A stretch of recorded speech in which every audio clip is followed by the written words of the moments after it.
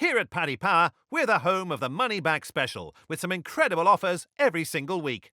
Check out the website or app today. Terms and conditions apply. 18 plus BeGambleAware.org. Hi there, thanks for joining us for the first weekend Racing Postcast of 2020. It's Bruce Millington, Paul Kealy and Maddy Playle in the studio, as well as over in Ireland at Paddy Power's HQ. We've got James Ryan. Okay, coming up on the show, an in-depth look at 7 live races on Saturday on ITV4 from Sandown and Wincanton. And we'll look at the rest of the Saturday action. Plus, there's some decent stuff over in Ireland on Sunday, featuring one of the rising stars of the National Hunt game.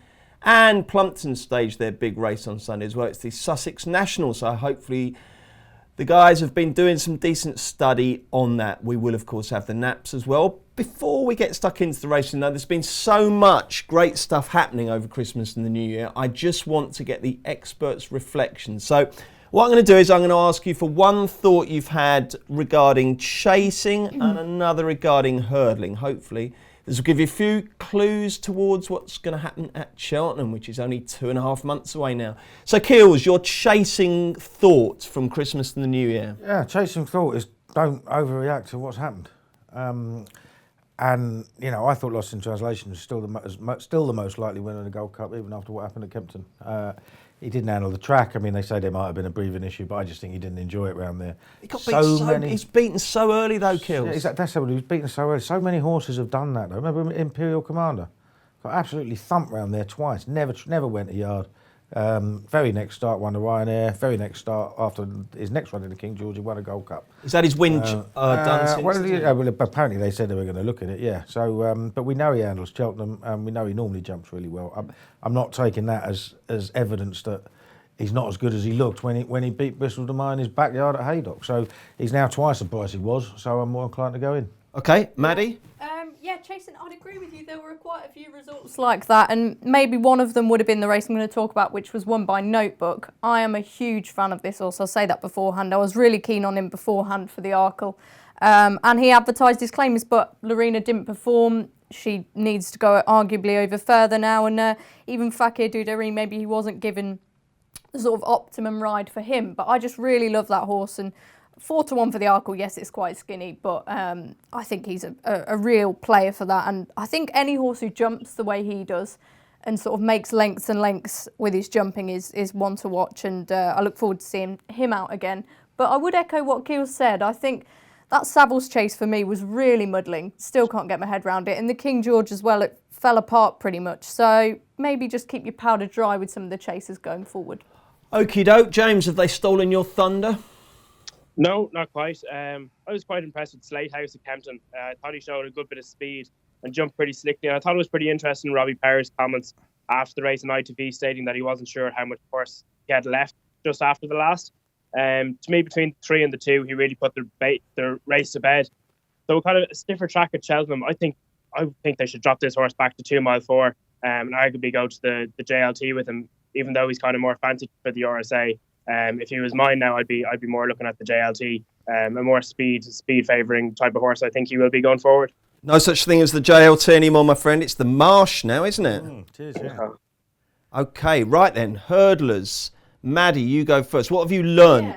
It's hard, isn't it? It's getting the waters are getting muddier rather than clearer. It is and it is. And I think a lot of people were surprised because I was actually quite keen on Epatante for the Christmas hurdle. And I think that's a pinnacle result we've got to talk about. A lot of people are saying she's not entitled to be that short for the champion hurdle off the back of that. And with the division, it's falling to bits, isn't it? We've seen Classical Dream, he disappointed. We haven't seen Saldier since his Morgiana. Corsa Bleem, they're looking at all sorts with him. And yeah, it's not so much a sort of a tip, and I think she's going to win the champion hurdle. But I think with that mare's allowance, that's crucial. And I was really impressed. I thought the money was down. Obviously, that former effort at the festival would worry you, but she's arguably a different horse now. I'm not saying go and back her, but I just think she's the interesting one in a division that right favourite. Yeah, I mean, yeah, she still beat Silver Streak. She beat Verdana Blue. She's beaten the right horses, Chittabello, and as much as the likes of Pentland Hills, he was very interesting and eye-catching in the International. I just think she's done it with that performance, and I don't know.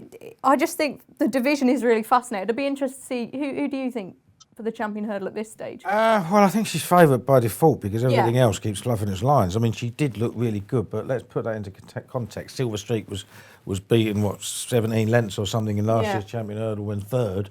He made an absolute hash of one of her hurdles at Kempton, and he still come through and finished second. I think that race fell apart. I wouldn't be able to rate it really high, but you aren't going to have to be run to a really high level to win this champion hurdle. I mean, so is this your point? No, I'm going to go something else. If you want a value, tell us first of all who you'd back now for the champion hurdle. Who would I back now for the champion hurdle? I'd back Sharjah and hope the ground didn't get too soft. Okay. But if you want, the best, I'd say the best hurdling value from the Nicky Henderson stable with a mare is Marie's Rock for the mare's novice hurdle. Now she won at Taunton on Monday. And I thought a turn of foot was absolutely electric. And she's 8-1. I think she's better than Floressa, who's in the same yard as Gott, and is just about favourite, one of the favourites. I think there's an unraced ex-French from William Islands who heads the market. But she's got a really good turn of foot, off a good gallop as well. And she's 8-1. She'd be half that on the day. Jolly good. And James, what about you as far as the hurdlers go? Yeah, Keels has stolen my thunder there, Marie's Rock. She might have gone slightly under the radar a bit with that mare's listed at the top, but she absolutely bolted up, and they only jumped 4 hurdles that day, so you might say she might lack a bit of jumping experience due to the low sun, but she was real slick over all those 4 hurdles. They're saying that she might run in the Supreme Novices trial and take on the boys on the 18th of January, so it'll be interesting to see if she runs there, and she does run there and runs well. That'll be a much kind of a stiffer task than what she would face in the mare's novice. The fact she's owned by the Middle Park Syndicate, they'll want a big day out, though she'll. You'd have to think that she'll definitely be aimed at Cheltenham anyway. I think at 8-1, she's a cracking bet at the moment. Okay, 2 confident votes there for Marie's Rock at 8-1 for the mare's novices hurdle, and Maddy likes Epitante for the champion hurdle. Right, let's get stuck into Saturday's Sandown card. 4 races on ITV4 starting at 150. It's the new Unibet Uniboost handicap chase over just short of 2 miles. And James, how do Paddy power bet on this one? Yeah, John Beebe is our 6-4 favourite, followed by Locker Room Talk 9-4, Delir Destropal 130, Dereban 6-1 and 20-1 bar. Right, come on then, Playle. You've been nagging us for ages. I'm a tipster, I'm not a presenter. I'm miles better than Keels. I'm the greatest judge in the building, so away you go. Who wins this? What a race to start with as well. It's not the easiest, is it? I give Delir Destropal another chance. He was a good horse as a novice hurdler. Won a listed novice at Haydock, beating Midnight Shadow and Dynamite Dollars. I think the last time he's won off 135, 135, 134. He's now off 136, plus Luca Morgan's £7 claim. I thought it was quite an interesting run last time at Ascot. Looked to be going well, then hit one and just faded out of it, finished 7th. But I thought there was promise to be had from that run. Ben Pauling, he's been in dreadful form for the start of the season, but it seems to be sort of a tide is turning now. And I just think he's pretty reliable when he finds his level, Delir Destropal, and if Locker Room Talk does go off at a strong gallop, that should suit him back down in this trip. He's won over further, so he'd be the one for me at the prices. Lovely. We're off and running. James, who's your first tip of the day going to be? Yeah, I'm going for the favourite here, and John Beebe. Still only a 6-year-old who just turned 6. He still looks like he could be fairly progressive. Won over the course and distance on his late start, and he only got £6 for that when he, arguably he could have got a bit more. And this isn't the strongest race in the world. Dereban was behind him that last day. Hard to see him turn around the form with him, even with the weight swing. Tom Lacey is very shrewd, and obviously Robbie Power's on, so I think he'll be hard enough to beat here. Okay, Keels, quickly, the weather news, the ground conditions going to be pretty scorchy, isn't it? We had a lot of rain last night. It's going to be sticky. It's still heavy in places on the hurdles. I don't think we had that much round our way, to be honest. You only live about 5 miles from me. It chucked it down. We didn't chuck it down where I was. I bet you were asleep. I was out in the garden most. I don't sleep, do I? I was out in the garden most, like having a fag. The 2 o'clock, 3 o'clock, 4 o'clock wasn't hammering down there. No, it was spitting. But I mean, the thing is, they're saying it's heavy in places, and it's going to be a drying day, which is going to make it sticky. So it's going to be hard work. What's your confidence levels like going? Well, I'd like to say great, but I have been to every running of this meeting when they've had the veterans final. And I've never come away with any money, So it's gonna change tomorrow, hopefully. Starting with Locker Room Talk. I mean, I thought John Beebe, he was absolutely smashed off the boards last time, and I thought going through it, I thought he's never going to win the race. He's making too many, not massive errors, but little errors, and he did actually come through and win very well. But this locker room talk was really going to put a jumping under pressure. I love the way he went at Taunton. He just went clear, and you thought, this is 2 mile 2 furlong as well, and he's going miles too fast, and he just stayed there. And he hasn't gone up a massive amount for that. This is a better race, obviously. They had him in a novice chase at Hereford, which he'd probably been odds on for, but they've decided to go for this more valuable prize. And if he jumps like he did at Taunton, he'll really stretch him down the back straight, those 7 fences. So he's the one for me. Jolly good. Right, the rest of the day is at 2:25. It's the Unibet Tolworth Novices Hurdle, 7 runners. This is a race that has produced winners like Finian's Oscar, York Hill. Who else have we had? Who else has won this? Somerville Boy won it. Lammy Surge has won it. So yeah, some decent winners. 7 runners, and a lot of these could go on and become really, really big names in future. It's going to be fascinating to see how it pans out, and it's very competitive betting heat, isn't it, James? It is indeed. Fiddler on the Roof is 15-8. Son of Camus 9-4. Hang in there 7-2. Silver Hallmark 7-1. Calva Dage 10-1, and Jeremy's Flame 10-1. And Logan Rock 66s. Just 7 runners, so not much in the way of each way action, so it's pretty much win only. And who is going to win, James? I kind of like hang in there, especially at the prices. I think he'll nearly, be close to the 5-2 mark on the off. He's 7-2 now at the moment. Em Lavelle is having a brilliant season, and he ran out a really good winner at the Supreme trial at Cheltenham in November. I just don't think he's done a whole lot wrong in the UK. He'll stay all day, probably make it a good test, and I think he'll be.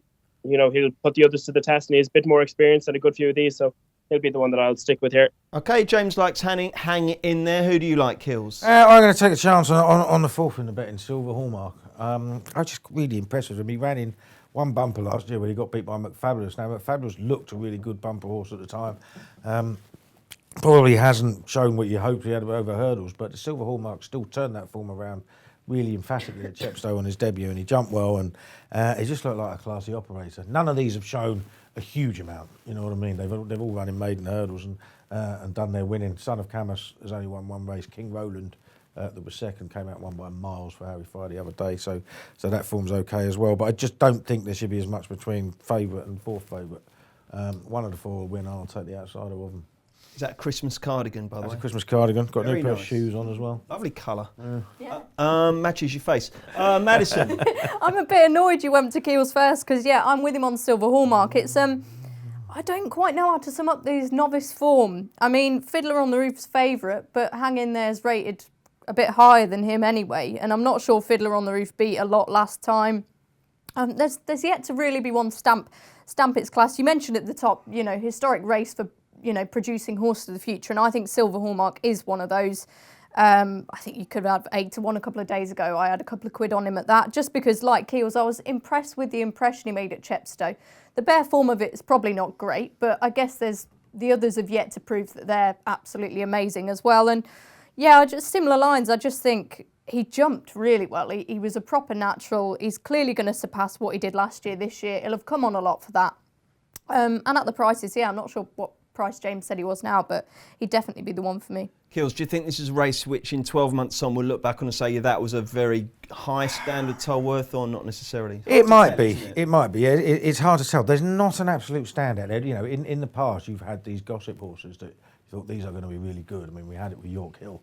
When he came over. But he did go on to become good, didn't he? Oh yeah, he did. Yeah, but we haven't. And then became a complete. It then became a complete loony. You know what I mean? But he is. He was one that everybody knew about going into the race, whereas this one we're thinking, well, one of these might be a star, but the vibes coming from the stables, nobody's saying that their one is. You know what I mean? In a way, it's nice that they're all sort of in a line, isn't it? Rather than having one who's massively short. We'll see what happens. I think it's a good Tolworth. It's interesting. Okay, if we don't yet know the potential of the runners in the 225, we do know pretty much everything there is to know about the contestants. In the 3 o'clock, it's the Unibet Veterans Handicap Chase final in memory of the wonderful Houblon des Obeaux, who obviously lost his life so tragically last month at Sandown. It's just over 3 miles, and it is, as 14 runners, highly competitive. We've got some extra places here, James. We do indeed. We're 4 places here instead of 3, and leading the market is the Anthony Honeybowl train Japak at 4-1, followed by King's Odyssey 5-1, Burton's Well 13-2, of course, Venetia Williams, Dark Flame at 7-1, Horatio Hornblower 8-1 and 10-1 bar. Kills 14 runners. How many of the 14 have you backed?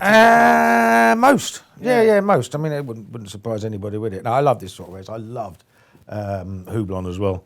Like, you know, that was a sad day. I mean, I think I first backed him at 50-1 for the Hennessy when he got beat by Many Clouds, and I probably tipped him far more times than I should have done, and I certainly backed him an awful lot more times than I should have done. But it's one of those, they worm your way in, don't they? Some of these horses. It's a lovely little horse, and yeah, very sad. So nice touch by the course and the sponsors to name it in his memory. It would be nice if Burton's Well could have won. It could win for Venetia Williams, obviously trainer of Houblon. He's one of the horses in there that you could say that we don't know much about because he's only run 8 times over fences, but he's had 2 breaks of 600 days in his life. My worry with him and a couple of others in this race is the only time he's gone left-handed, he got beat at odds at 5-1 on. He didn't run for 600 days after that, but he was a non-runner twice afterwards, so whatever happened to him that day wasn't an injury, you know. King's Odyssey is another one, very rarely goes left-handed. I can't have him jump in the back straight at Sandown twice either. And Smooth Stepper is another one that never goes left-handed, so it never goes right-handed, sorry. So the more I look at it, the more I think this Japek's going to take the world of beating. Now, he hasn't run in the chase since March. But there's a reason for that. That qualified him for it. He was the only horse to give Taking Risks a race. He only got beat just over 2 lengths. Taking Risks won a Scottish National next time. Came out won the rehearsal chase in December. He's £18 higher. Jetpack's just £5 higher. He's running 3 hurdle races. He's won 2 of them easily again and beat short-priced opponents each time. And the one that he was second in was only 2 days after the first, so we can forgive him that. So he's fresh well. He's clearly been laid out for it, and I think he'll take the world of beating. He's also a front runner, and I think he's the only one in the race. Oh, you make a very strong case. Follow that one, Maddy. Yeah, I mean, it's tough, isn't it? I think he is the obvious one. I could see him being really well backed. It's easy to see why. I had a look through. I was trying to find one at a little bit of a bigger price, and Keels has mentioned him saying he doesn't go this way round. I'd give Smooth Stepper a chance. He's got a £2 pull for a half a length defeat from King's Odyssey last time. King's Odyssey, I'd worry about him at this track. Obviously, he's now with Alex Hales. We know him when he used to be with Sue Smith. He's £3 lower than when winning at Kelso in April. That was good form, beating Baywing and Lakeview Lad. And I just think he could run really well, but I do. He is a worry. He was Sue Smith is a very good trainer. She ran him once in 34 starts, right-handed instead of left. Yeah. You know what I mean? And that would worry you. Yeah, you know, for me. I'll take a chance at the price, but I think Jepek, he's the obvious one. I wouldn't be surprised if he was an impressive winner. James, who are you going to go for? Yeah, I'm going for Dark Flame here, kind of down the bottom. He's on the mark of 125. But he was off for 2 years when he was rated then 133, running pretty well. But he ran a really gallant race behind Houblon de Zobo in November. He was then part of that void race at Sandown at the beginning of December, again coming second. So, you know, he's running pretty well. He's still on that same mark of 125 after being second the last 2 starts. So I just think at 7-1, he's a fairly cracking each way bet for those 4 places. I can see him being right there at the finish, or even, you know, in the place markets anyway. Yeah, he's the one I'm going to stick with here anyway. And the horse that won that void race won at Cheltenham on New Year's Day as well, didn't he? So the form's looking decent. OK, the final race at Sandown's the 3:35. It's the Reed Nico de Boinville's Unibet blog handicap hurdle. Over 2 miles. What's the latest betting here, James? Yeah, we're 4 places here as well, Bruce. And Gunnery leads the market for Nicky Henderson at 5-2. Eldorado Allen 4-1. Totterdown 4-1. Smarty Wild 6-1. Blue Cavalier 9s and 10-1 bar. What have you unearthed for us here, Maddy? Well, you say unearthed because I have got one at a bit of a big price, so I'll be watching, I'll be interested in. But just the way I viewed the race, Eldorado Allen, I've been a huge fan of him.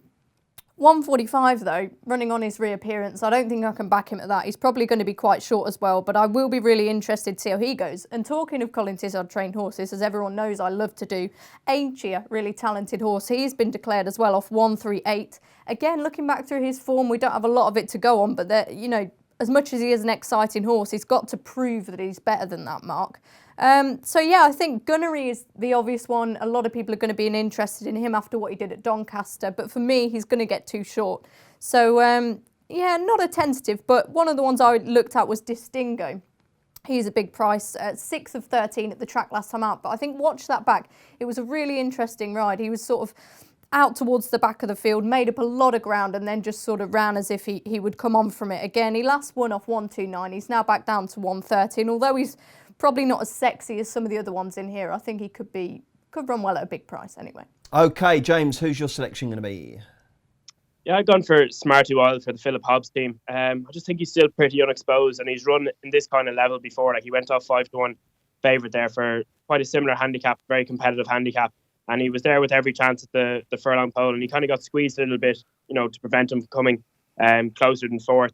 But I just think off his mark of 133, he'll still be competitive, and I imagine he'll be there jumping the last one. There's probably a couple towards the head, maybe a little bit inexperienced, and this lad's fairly experienced. Was running the big handicap before. At 6-1, I'll stick with him. Keels at 335. Will you be at Sandown? I'll be at Sandown. Yeah. I'll still be able to see and stand and all that by then. Yeah. Is there like an after set DJ? I have no idea. No. There'll be an after set. You were right After getting racing there, pub. the trains are... Down the road, aren't I? Uber. Yeah, you'll be Uber, fine. Taxi, no problem. Excellent. So who's going to either get you out of trouble or put icing on the cake? Right, early on in the week I was thinking, well, this gunnery must be a certainty. He's bolted up by 12 lengths at Doncaster very easily. He's only under a penalty. He's going to go up much more than that when he gets reassessed. Now I looked at it, he probably doesn't want to go right-handed because he jumped he jumped a fair bit to his left when he won odds on at Market Raisin. And he races very, very keenly. Not something you really want to do on bottomless ground at Sandown.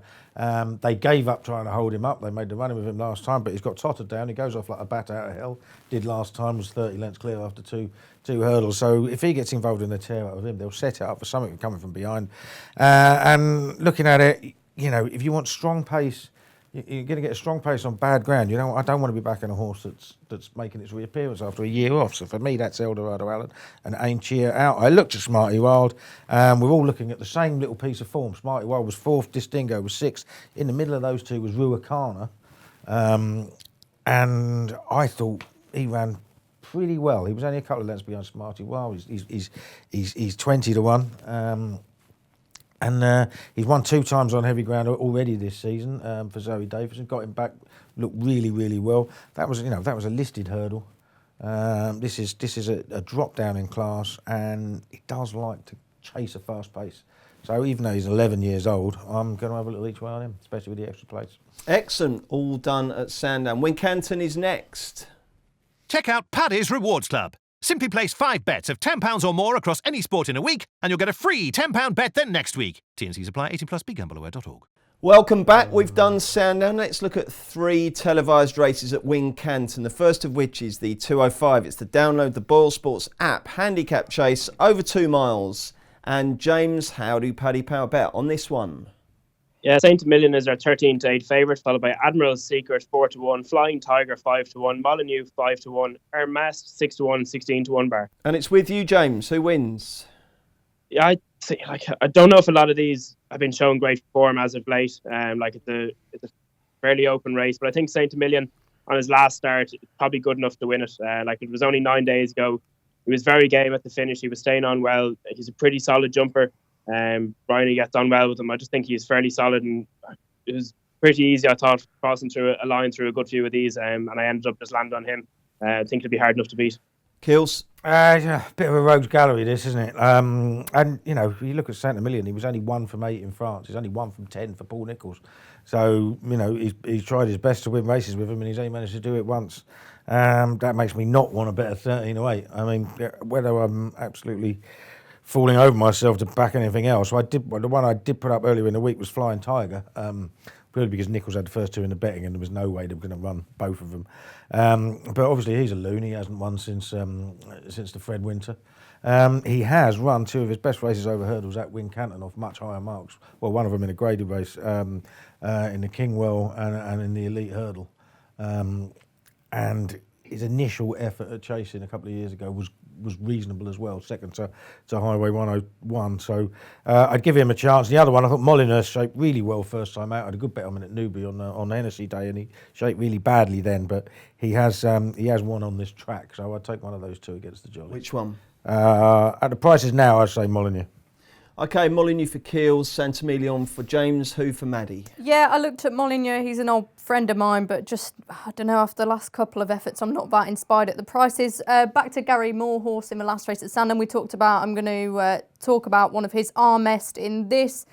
Okay, it wasn't the best Betfair hurdle in the world, but he was 5th in it last year. That was a decent run. He was actually running all right on chase in debut when he came down. That was behind Dan Skelton's good novice chaser, Nubi Negra. I just think he's worth another chance at a race like this, and he's got Niall Houlihan taking off £7 as well. So I think he could be one who could surprise a little bit. Righty-ho, the 240 is next. It's the Boyle Sports This Is Betting handicap hurdle over 2 mile, 5 furlongs. Give us a show, James.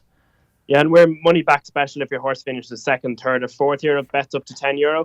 And the betting is Maypole class is 2-1 favourite, Ruthless 3, 7-2, Horse Force 1, 5-1, Nifty at 50, 6-1 and 10-1 bar. So that's a great offer, just to reiterate there, up to £10 or €10 if you bet through the Paddy Power website or the Racing Post app, and your horse finishes 2nd, 3rd or 4th, you get your money back. Keels, who's the bet? Yeah, I'm not sure it's Maypole class. I mean, I don't think it was a very good racing one at Lingfield anyway, and he's 2-1 favourite. Trainer John Joe O'Neill's going through a little bit of a quiet patch now. I think he's 1 from 20, one from his last 27 runners. He does have these sort of peaks and troughs in his season, so that's one to take on. I will take a chance, given just how well Harry Fry's horses are running. And you think he's had 10 horses in the first 2 out of his last 18, 7 of them winning. On Sir Ivan, he's a 10-year-old. He pulled up last time. Didn't show much. Wasn't actually running that badly the time before when he unseated. He's got talent. He's dropped £3. Trainer bought out a horse called Any Drama at Utoxa the other day, who had run terribly, but then got freshened up and came out and won pretty easily. So yeah, I'll take a chance on him. He's certainly handicapped to win. Got cheek pieces first time. Trainer's got a 25% strike rate with cheek. You a big Harry Fry fan? I think he's a very good trainer. I think he's one of those that probably doesn't run his horses enough, but I mean, he does run them. He will freshen them up if something goes wrong, and he is capable of bringing them back. I always feel like if I back a Harry Fry horse, I don't know, I feel confident. You get them sometimes, don't you, Maddy? Yeah, you do. He's very good at preparing them for that day, isn't he? Yeah, it'll be interesting this. Obviously, Horse Force 1 was behind Hang In There last time out, so keep your eye on the Tolworth and that form with this. But I came down on Nifty at 50, up £7 for winning last time. But I think that's all right form. The second's run well since before he fell, and then the 4th flowing Credenza, won at Ascot pretty impressively. This horse, he did hang in the closing stages, which is a bit of a worry, but hopefully the jockey Brian Carver will be more alive to it this time around. I just think he sort of looks like a really progressive horse, and Jeremy Scott, interesting trainer, I think, when he's in form. He had a double at Warwick on Wednesday, and I just think he's one that when they start running well, it's worth keeping an eye on. So yeah, Nifty at 50 for me, and as we had a piece on Brian Carver in the paper as well the other day, so a jockey going places, hopefully he can win another. Who is your selection going to be, James? Yeah, very similar to Keels, taking a bit of a chance on Sir Ivan. It won't repeat too much, but he was also one that we were seeing a bit of money for this morning, so we're 16s into 11s now, so I'd say he's, if he could re-find a bit of that form, I'd say he could go close here. Okay, and the final race from Wincanton on ITV is the 3:15. It's the Boyle Sports Handicap Chase, 2.5 miles. James, what's the latest betting? Yeah, Valdez is 7-4 favourite, As to Me 7-2, Galabol 4-1, Narouche 9-2, and Pink Shoe 5-1. Just the 5 runners, easy, Maddy. Go on.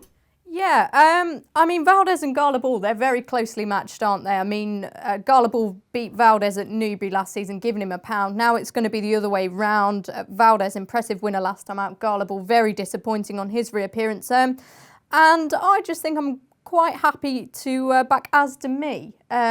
Really good run in the Beecher last time. He jumped from absolute fence to fence. I think he got to about 2 out, and then it was like he'd just been shot and he just stopped. But rate that expression.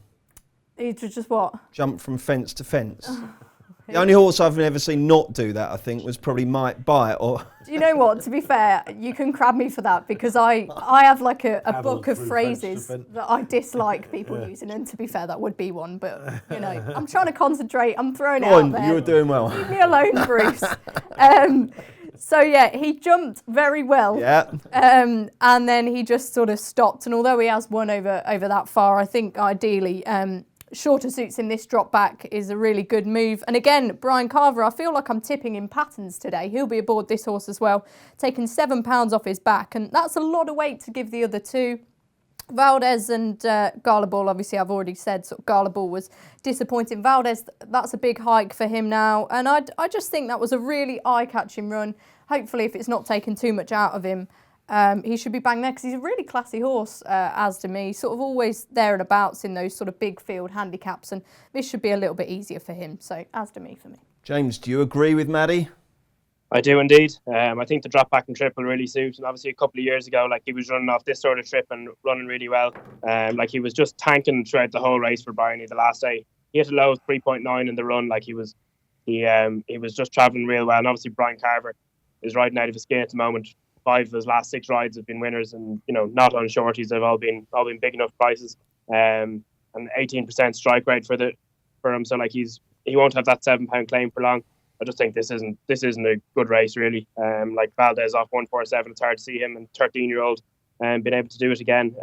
So yeah, has to me for me as well. 3 for as to me. Nope. No, strange old race this, isn't it? Look at the conditions of the race. A handicap chase for 5-year-olds plus. Youngest horse in the race is 10. And 4 of them are out of form and one of them isn't. The one that isn't is Valdez. And, I think Valdez would have been a champion chase horse if he hadn't got injured so many times. I used to think he was really, really classy. And he won really easily last time, and he's only just turned 13. So, and he's the one in form. I think he's probably the most solid favourite of the day.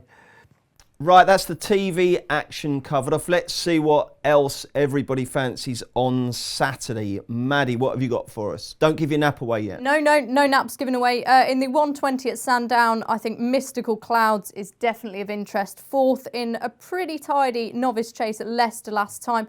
He travelled best of all. Then I don't know really what happened. He was a bit short of room and he was switched. He's up £2 for that. Pistol Whipped was the winner. And I just think he's a really eye-catching horse. He's got to be ahead of his mark. And he's one of these sort of Trevor Hemmings-owned horses who you think's going to get better and better with age. So I think he's of interest in the 120.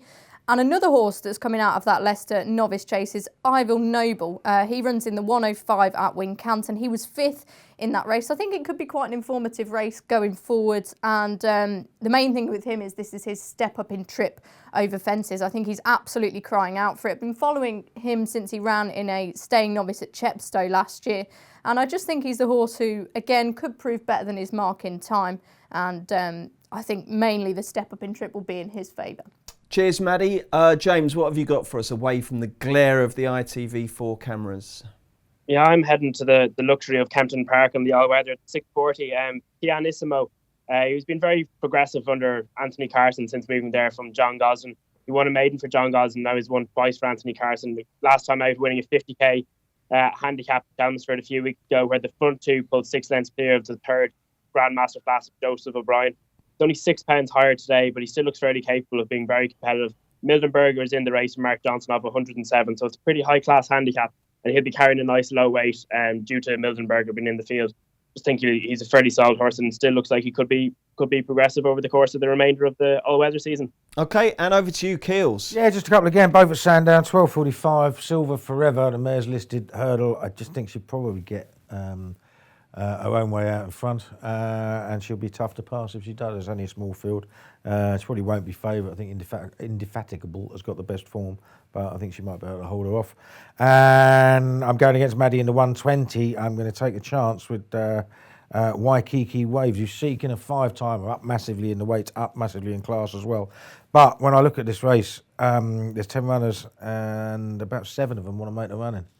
So it's going to be there's going to be loads of errors in the race, and I think if Jamie Moore just sneaks round on him and lets them all run themselves out, he can come through and win again. Okay, let's get the naps. This will not be beaten. Just the one bet. If you're only having one bet on Saturday, who would it be, Paul Kealy? Has to be Jepek in the Veterans 3 o'clock Sandown. Maddy? Yeah, Keels is not going to like this. I'm going to stick with Adamy in the 3:15 at Wincanton. And James? Yeah, same as Maddy, 3:15 Wincanton, as to me. Excellent, that's fine. Both nap the same horse. We like that. That's fine. Let's do Sunday next.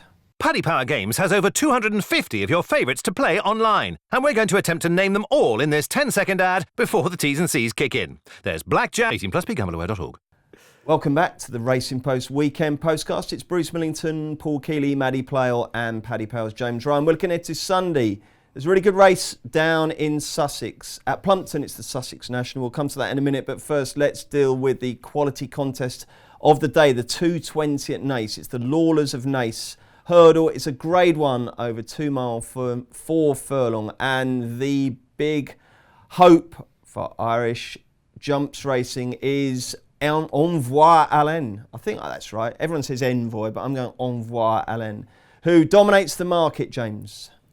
He does indeed. He's our 1-3 favourite. He's followed by Longhouse Poet from Martin Brazel at 5-1, Elixir Dene 7-1, Midnight Run 16-1, and then the remaining 3 are 33-1. James, first of all, will Envoi Allen win this? And second, if the answer to the first part is yes, what will he then go on to achieve this season?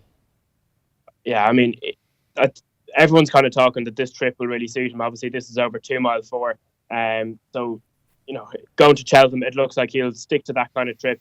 And there's been nothing in Ireland, or from what we've kind of looked at, that anything in England that could be capable of taking him on at the moment. And this looks like almost a formality for him tomorrow.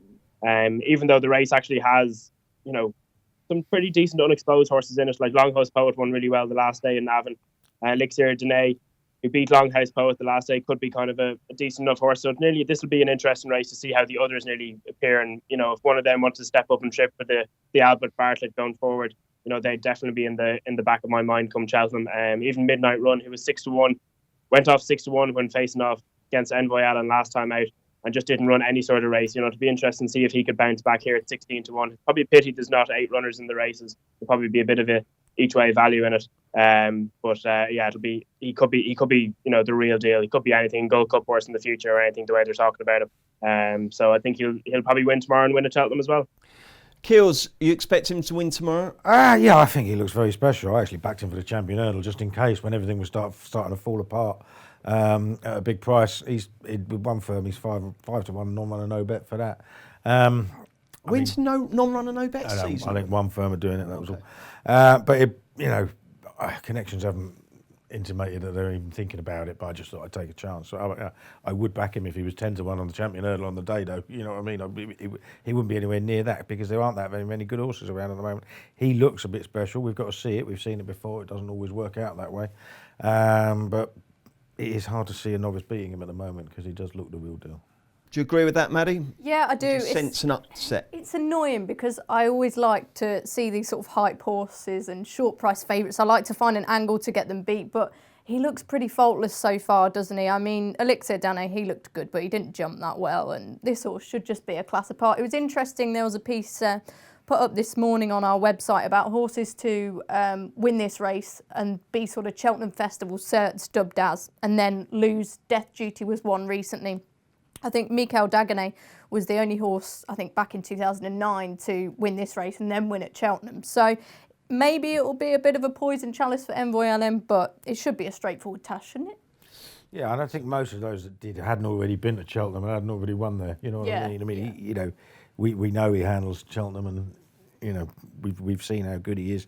You know, the best novice hurdler in Britain is probably Time Hill, who was third to him in the Champion Bumper. So you can't argue, with any single line of form that he's got. So watch him, enjoy him betting at freeze on is your sort of thing, then do so. But it's not mine. Somebody sent me a message on Twitter the other day saying I've had 700 to win 4 champ, and I thought, well, you're probably going to win, but not my sort of bet. And then see what. Did you get another text afterwards? No. I hope he had enough to buy a bottle of whiskey and drown his sorrows. Oh my goodness. Well, if that's the race to watch in terms of quality, the race to watch for competitiveness and indeed durability, because it will go on for 3.5 miles, which is about 4 laps of Plumpton. It's the 240. It's the Sussex Grand National. Very competitive. There's a few early shows around. I think it's about 3-1 the field race. And Kills, who do you fancy for it? I will give a chance to the winner 2 years ago, Vinnie Lewis, who heads the weights. I thought he ran a perfectly respectable race, went 6th on his return, and he wasn't unbacked next time out in the London Masters of Sandown, the voided race. Now, I have to say, he wasn't running particularly well when the race was voided. He was already beaten. But I think he prefers going the other way round. He's obviously won this race before. He likes soft ground. Paige Fuller will take £3 off him. And, I like these horses. Horses that shown that he can win round pumps. And he won the race really easily a couple of years ago as well. So I'll give him a chance of doing so again. Maddy, who's going to win? Yeah, it's tough this, isn't it? There's quite a few last time out winners. Belle Empress, Billy Bronco, even the caller pulled up last time, but a winner the time before. Christmas in April won last time out. So there's some really progressive horses in it. It's competitive. It's bound to be tough, but I've been pretty impressed with Hard to Forget and the progress he's made this season. Bidding for a hat-trick this time, won at the track. And I just think he's shaped as if he will really enjoy this test. Thank you very much, folks. That wraps it up as far as the tipping goes. Let's see what everyone's up to at the weekend. James, hard working, or are you going to let your hair down? No, letting the hair down. I'll probably be staying off the alcohol now for at least a week or so. Probably head down to Naas on Sunday just to, see Envoi Allen probably. And probably then lock myself in a room and watch the NFL for the weekend. It's playoffs, isn't it? Yeah, who's going to win that? I think Kansas City will be the team I'd be going for now at the moment. Okay, jolly good. A week? That's pathetic. You've got to do dry January, not just a week, man. I'm only 2 days into it. Christ. No, it's all right. I don't mind. 2 days into what? Dry January. Dry January. I don't know what that is. That's right. Yeah. What? No. I am officially going on a diet after tomorrow when I'm going on the lash at Sandown. Is it one of these particular diets? You've done them all, I've done January. I've just remember that one you did where you used to have your evening meal in the morning? You Yeah, used to have like a curry or a worked roast really for well. breakfast. That worked really well till I fell off the wagon. I ended up having an evening meal in the morning and the evening, which is ludicrous. You were 20 that worked really. I don't think I've ever been that big, but I can't be far off it at the moment. Yeah, I've eaten so much over Christmas. So what's the secret to this one? No, just eat less and behave and not drink. I will have a few weeks off it, but one more bash. So tomorrow at Sandown, At Sandown, I will be letting your hair down. on it. Yep. Maddie, what's the weekend hold for you? Yeah, less exciting as Keels. I had my day off yesterday, so I had a nice time yesterday, but be working all weekend. I'm going to attack the Sandown place pot as per usual and hope it goes my way. So fingers crossed. That 7-runner Tolworth's no good for you though, is it really? Yeah. And the 14-runner vet, it's going to be a hard place spot, isn't it? But that's what I'm hoping. A couple of quid, a few surprises, and I'll be in the money hopefully. Okay, well on Monday, Maddy is back in her usual chair right here, hosting the weekend review postcasts. And hopefully you can join us for that. If not, we're back next Friday with another Racing Post weekend postcast. Don't forget to rate, review and subscribe wherever you listen. Having a great weekend, and please don't forget, bet responsibly. Here at Paddy Power, we're the home of the Money Back Special, with some incredible offers every single week. Check out the website or app today. Terms and conditions apply. 18+, begambleaware.org.